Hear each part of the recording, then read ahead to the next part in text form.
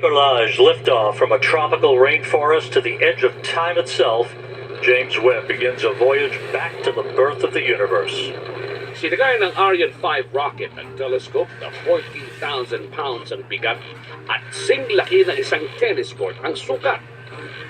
Alam niyo ba kung paano ito nagkasya sa rocket ship? Parang origami na tiniklop ang malaking sun shield at ang 18 gold-plated mirrors ng telescope. Sa mga susunod na buwan, unti-unting bubuka ang mga bahagi ng telescope habang naglalakbay sa kalawakan.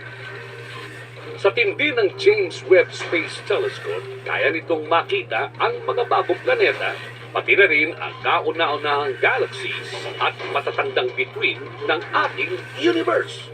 It's going to help us answer the big questions about where we came from, what else is there, and are we alone?